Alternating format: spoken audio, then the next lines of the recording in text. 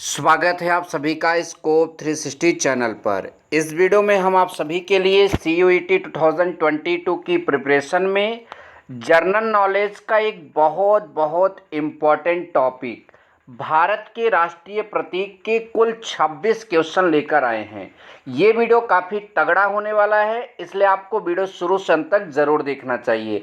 और मैं आपको विश्वास दिला रहा हूँ इस वीडियो से जितने भी प्रश्न हैं वो आपको समझ में भी आएंगे और आप अपने भारत देश है इसके राष्ट्रीय प्रतीकों के बारे में अगर आपको पहले से जानकारी थी तो कोई बात नहीं, अगर नहीं है तो आपको जानकारी भी मिल जाएगी और आपके एग्ज़ाम्स की तैयारी भी हो जाएगी। ना केवल CUET एग्ज़ाम के लिए आपके इम्पॉर्टेंट है, अपितु अगर आप कोई अदर कंपटीशन की तैयारी कर रहे होंगे उसके लिए भी ये क्वेश्चन काफ़ी इम्पॉर्टेंट है। ठीक है, तो चलिए अब पहला वाला प्रश्न यहाँ पर हम ले लेते हैं। ठीक है, इसका PDF हमारे टेलीग्राम चैनल जो आपका स्कोप 360 नाम से बना है वहाँ पर आपको इसका PDF भी मिल जाएगा। आप जाकर वहाँ पर पूरे क्वेश्चन का PDF डाउनलोड कर सकते हैं। ठीक है, चलिए पहला क्वेश्चन देखते हैं।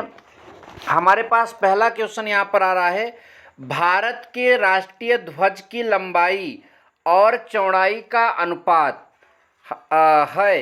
तो हमारे पास यहाँ पर कई ऑप्शन है, बहुत ध्यान से समझिएगा। ठीक है, जिसमें पहला ऑप्शन है आपका 5:3, दूसरा 3:2, तीसरा आपका 3:4 और आपका चौथा ऑप्शन जो है 2:3।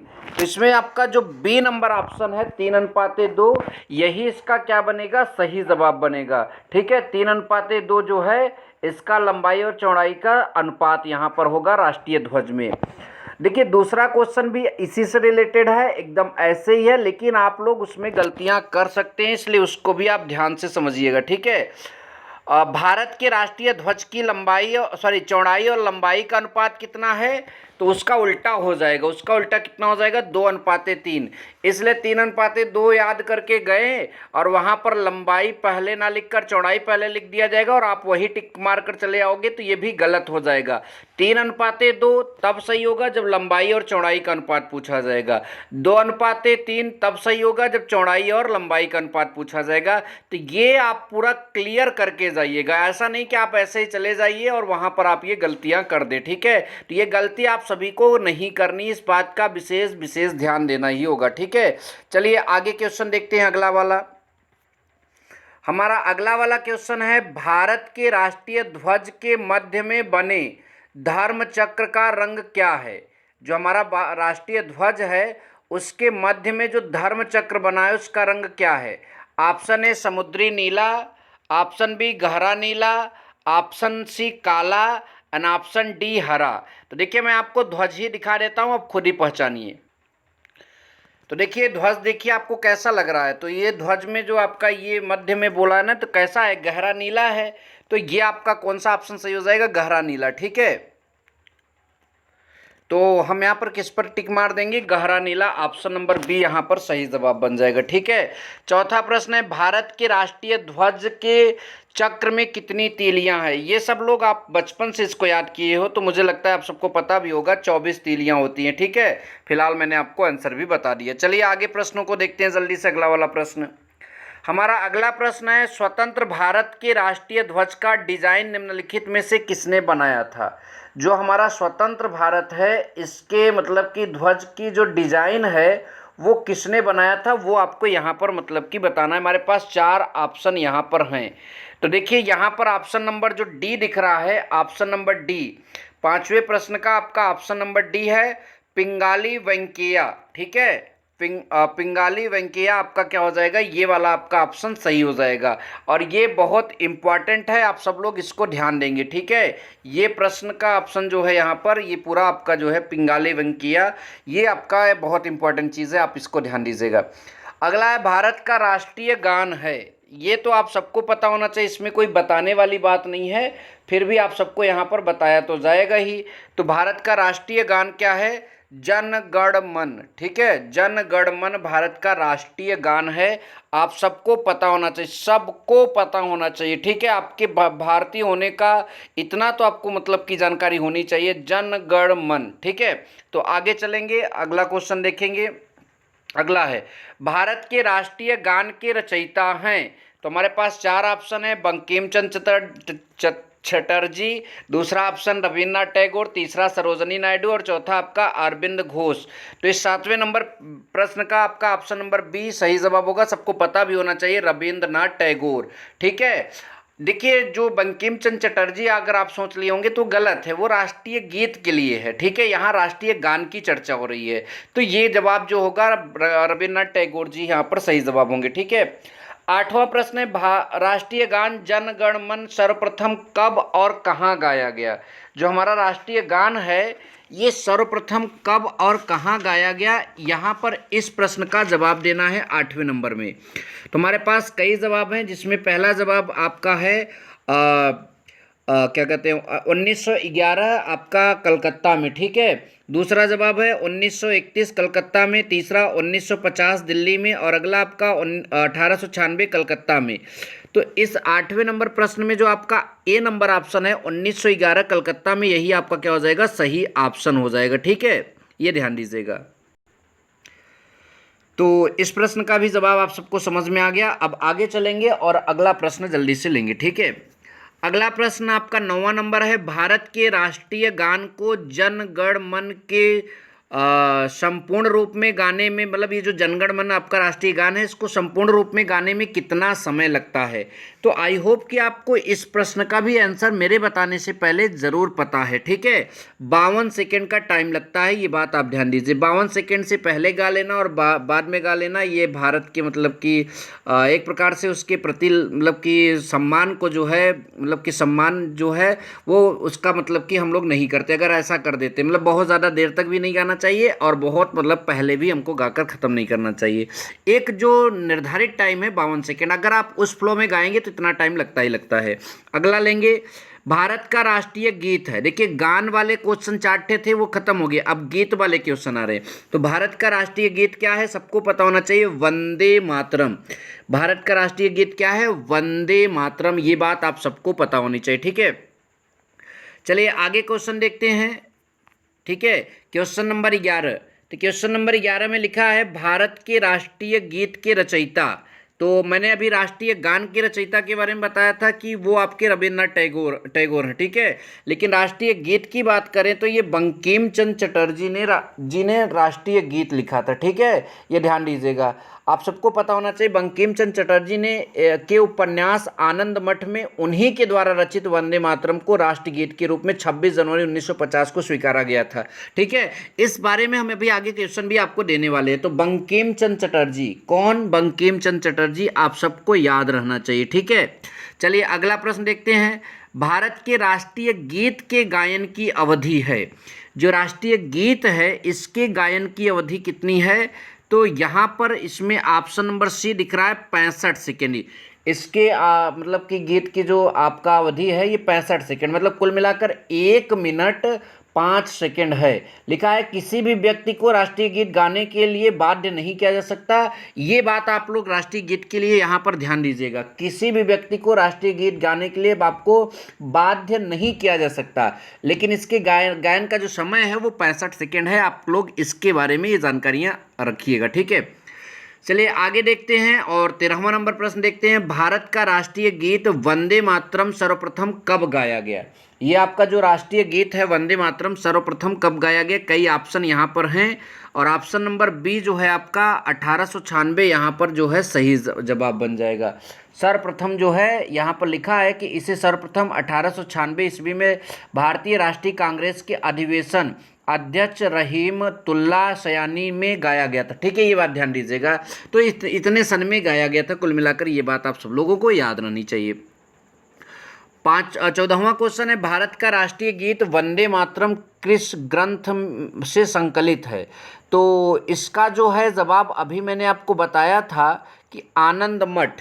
ठीक है, ये बात आप सब लोग ध्यान दीजिए, 14वें नंबर प्रश्न का सही जवाब होगा आनंद मठ। अभी मैं जब पढ़ा रहा था मतलब कि वहाँ पर तो बताया भी था कि आनंद मठ जो है उपन्यास में जो बंकिम चंद्र चटर्जी का है उन्हीं में रचित वंदे मातरम को बाद में राष्ट्रगीत के रूप में लिया गया था। तो ये आपका क्या हो जाएगा, सही जवाब आनंद मठ। बिल्कुल बिल्कुल याद रखना है, बिल्कुल कंफ्यूज नहीं होना है। ठीक है, ध्यान दीजिएगा।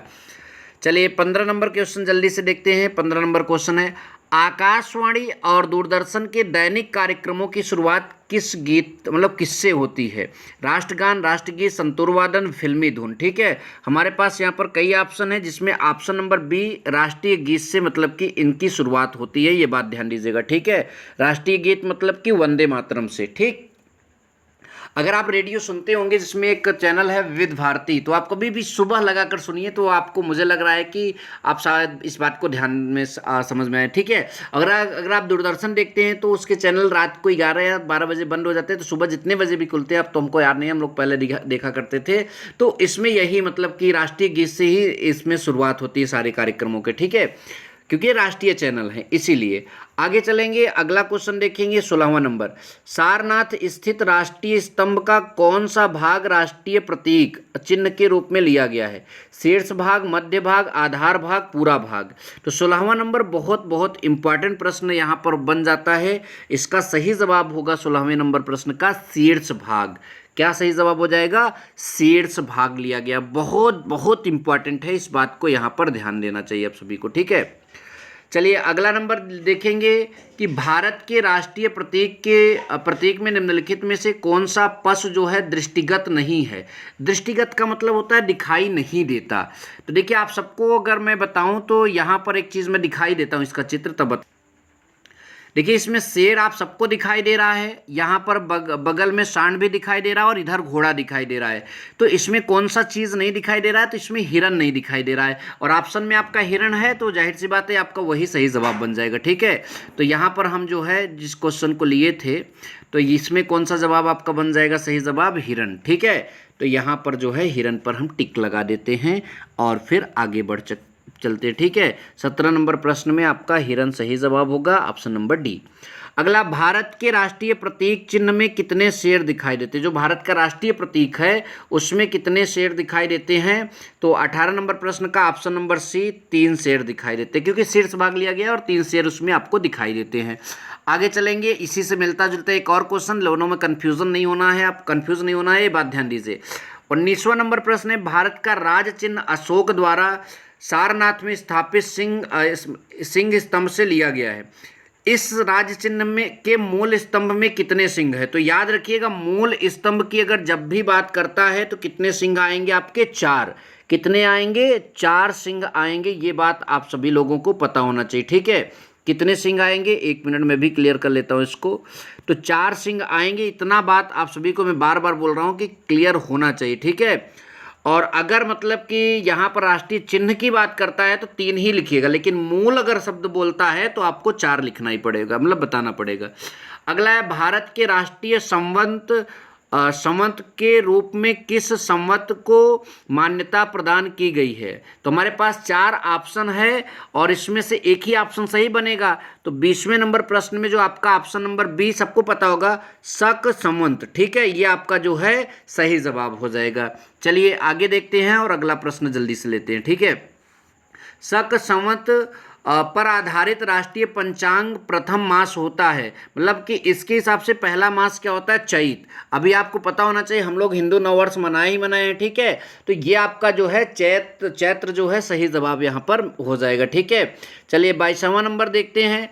शक संवत पर आधारित राष्ट्रीय पंचांग अंतिम मास होता है। ठीक है, तो ये आपका ऑप्शन नंबर डी फाल्गुन के बाद चैत आता है। आप सबको पता है होली खेलने के बाद ही तो चैत आता है। ठीक है, तो आप सबको ये पता ही होना चाहिए। ठीक है, अगला क्वेश्चन देखेंगे 23 नंबर।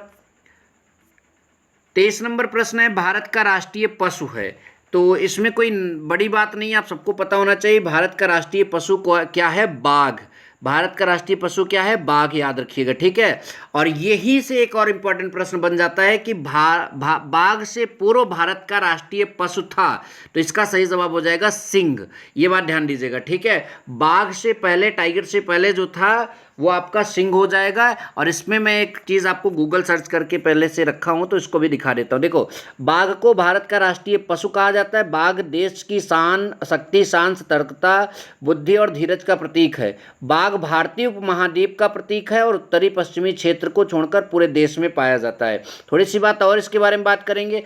बंगाल टाइगर जो है वो बाघ की एक प्रजाति है और भारत का राष्ट्रीय पशु भी यही है। आई होप कि इसके बारे में आपको अच्छे से जानकारी मिल गई और आप इस बात को समझ भी चुके हैं। ठीक है, तो चलिए आगे चलते हैं। तो राष्ट्रीय पशु बाघ, और इसके पहले की बात करें तो सिंह था। ठीक है, ध्यान दीजिएगा।